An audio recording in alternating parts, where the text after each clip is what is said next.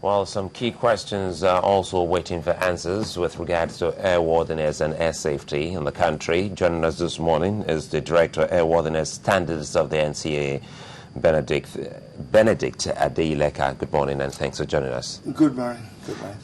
Well, I'm sure you must have been following the discussions and argument and even doubts by a lot of Nigerians. And the big question this morning is, first, perhaps you tell us what airworthiness standards is about in the NCAA. Right, good morning, viewers. Airworthiness standards in NCAA is to ensure an oversight, of the airlines, operators, and maintenance organizations. We also look after, we register aircraft in my directorate. We ensure safety by having inspectors go on oversight. Inspectors are fully trained. Most of them have airline experience, and I think the biggest misconception of the public is the NCAA licensed pilots and engineers and air traffic controllers with licensed dispatchers, so they carry out the primary function. Our job is to ensure that those functions are performed, so we audit the auditors in a way. So it's the function of the pilots who are well trained to go in there and fly the aircraft in accordance with the individual airline procedures. The engineers perform maintenance on the aircraft in accordance with the procedures that has been approved by the NCAA. Okay, perhaps maybe if you take us through the process of establishing airworthiness for an aircraft, that can give us a clue as to what exactly is done in that regard.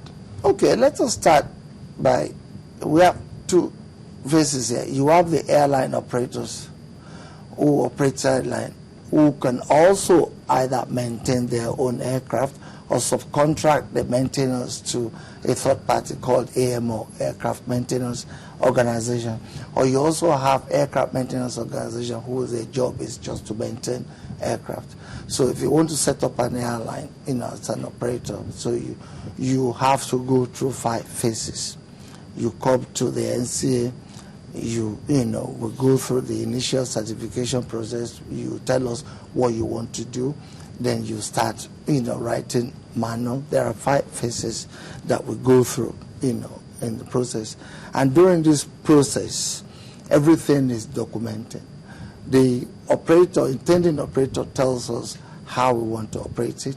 We have regulations. If you don't mind me referring to the books, we also, encourage the public or the operators. We have the Civil Aviation Regulations 2009, which is what we use to regulate. Everything has to be done in accordance with it. They're all chapters by chapters. And when you have a book like this, one wonders why there's still a bit of skepticism in the hearts of some people, or most Nigerians. How often, now we're looking at the frequency, how often do you do these checks? Is it a one-off thing, or as you come into the business, once you checked and that's it? No, we have the initial certification, which you go through the process, and it's a lengthy process. I just want to be brief. Then after the certification, then you have what we have, continuous airworthiness. So we have inspectors on the ramp that does spot checks. Maybe I could put it like the VIOs and the, so we go on there. We approach an aircraft, for example. We look through their documentation. We make sure that the pilot's license is current. We make sure that the aircraft is not carrying snags, faults that there are some allowable faults if you have light issues or small, which your manual actually lists what you can go with and how long. What you can go with. We call it MEL, minimum equipment list. It allows you if you have a defect, for example, of a landing lamp or a strobe light, it tells you whether you can fly during the day and whether it's a 3-day item or a 10-day item. So we go through all that. Sorry, we go through the cabin. How often do you do these spot checks? We do it at random. As we speak now, we have inspectors at the airports doing checks. All over the country? Day, all over. Yesterday I asked a question, Sir Nyota, concerning cargoes and baggages. If you have anyone who goes into the aircraft to see how these are actually strapped, because when this unfortunate incident happened, we've been going through a whole lot of videos, and specifically the Afghanistan 787 air cargo plane that crash landed within the airport, which stalled just immediately after takeoff, and it was discovered that some of these cargoes actually were unstrapped during takeoff. So do you also look at some of these in the aircraft before the takeoff to see if these were actually, because the aircraft can actually lose balance when it's not properly fitted? Okay, that area also is covered. That area we have licensed dispatchers, people who are trained. That is their job. They do the loading. They make sure you have. They look at the loading on the aircraft. They look at your fuel. They look at passenger loads. They look at cargo. They look at everything, and they fill in the load sheets. We call it load sheet. The licensed dispatchers signs. The captain also have to accept it. The captains are also trained in this area, so that is very essential. I ask this because by now, so that the ministry can come clean. You understand? No one should put any kind of blame on the NCAA on the ministry or the minister if the needful was actually done. Did anyone, maybe NCAA or even FAN, check, for instance, this particular aircraft that crash landed, if the casket was properly strapped? Right. Let me just go back to that. Everybody have their primary functions. There are primary functions, there are secondary functions. Because now, as we wait for the results, at least some other things should have been checked so that you let the people know that, well, this wasn't done, well, someone has actually been penalized for all of these, so that people, that can give some kind of confidence in the minds, especially of air travelers. It's cool, but what we have in this particular case you mentioned is, as soon as you have a crash, the Accident Investigation Bureau takes over. And once they take over, out of professionalism, everybody backs off, because the NCAA could be at fault, the engineers could be at fault, the pilot could be at fault, the license, but we don't know. They are the one, they have all the necessary equipment to find out what went wrong. And what we just do is we just hand over to them. All the documents, we give it to them. Every document? We give it to them. They demand for it. All the documents. They will come to us and say, we need A, B, C, D. You sign it. But has there ever been any sanction for negligence? By operators or individuals that we know of? No, I mean, my understanding, the job of the Accident Investigation Bureau is to investigate a crash or an incident and put things in place to prevent reoccurrence. So by doing that, people are willing to come up and say, hey, this is what happened to me. Maybe I worked long hours. Maybe so what? It's not punitive. Yes, it's not completely not punitive.